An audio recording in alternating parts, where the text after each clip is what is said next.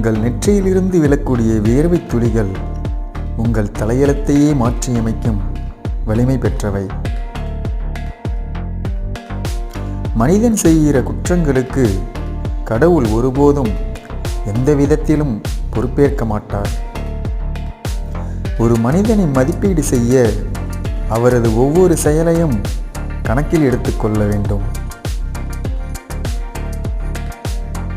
கணவனின் ஆத்மா மனைவியின் ஆத்மா இரண்டிற்கும் இடையே கடலளவு இடைவெளி இருந்து கொண்டுதான் இருக்கும். அன்பின் வழியில் நீங்கள் நடப்பதாக நினைத்து கொள்ள வேண்டாம். நீங்கள் தகுதியுடையவரானால் அன்பே உங்களை நல்வழியில் நடத்தும்.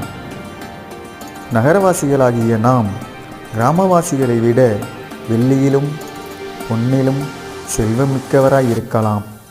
ஆனால் அவர்கள் ஆன்ம உணர்வில் நம்மை விட செல்வர்கள். நாம் விதைப்பதை நாம் அறுப்பதில்லை, அவர்கள் அறுக்கின்றனர். நட்பு எப்பொழுதுமே இனிய கடமை, ஒருபோதும் வாய்ப்பு அல்ல.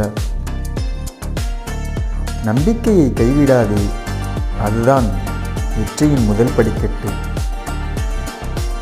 நல்லொழுக்கம் என்பது உனக்கு நீயே அளித்துக் கொள்ளும் நன்மதிப்பாகும். வாழ்க்கை என்பது ஒரு சிறு மெழுகுவர்த்தி அல்ல, அது ஒரு அற்புதமான தீபம். பிரகாசமாய் அதை எரியச் செய்து அடுத்த தலைமுறையிடம் ஒப்படைக்க வேண்டும். ஒழுக்கம் தவறிய இடத்தில் பயன் இருந்தாலும் மதிப்பு கிடையாது. பிறரை சீர்திருத்தும் முயற்சியை விட தன்னை சீர்திருத்திக் கொள்வதே முதல் கடமை.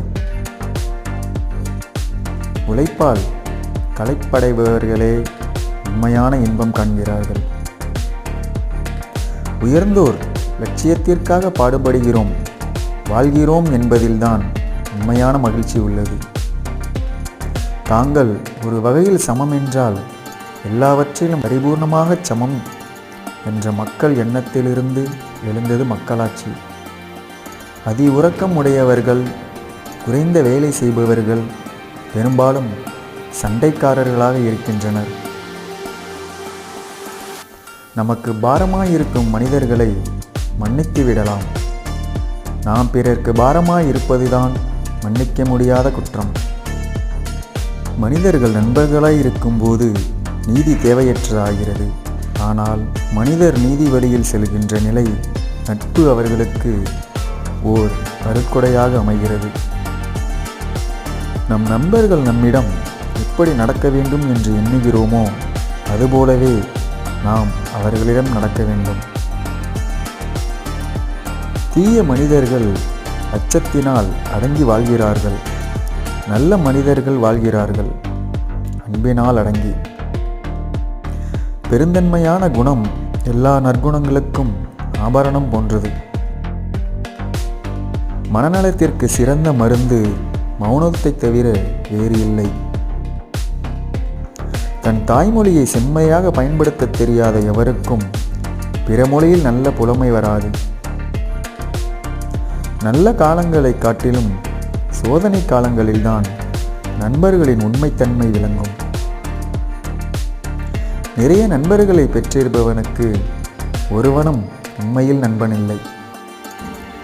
இளைஞனாய் இருக்கும்போது அறம் வலுவாது காப்பது, வயது முதிர்ந்து சக்தி இழந்தபோது வேண்டிய வசதி செய்து தருவது, வாழ்க்கையின் மலர்ச்சியில் பூரித்து நிற்கும்போது உத்தம செயல்கள் செய்ய ஊக்குவிப்பது, இவை அனைத்தும் உண்மை நண்பனின் கடமைகள்.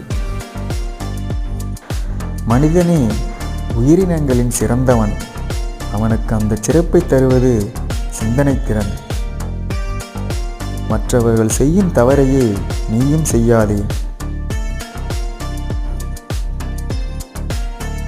நம்ம சேனலுக்கு இப்போ தான் ஃபஸ்ட் டைம் பண்ணோம். லைக் பண்ணிங்க, ஷேர் பண்ணிங்க, சேனல் சப்ஸ்கிரைப் பண்ணிக்கலாம்.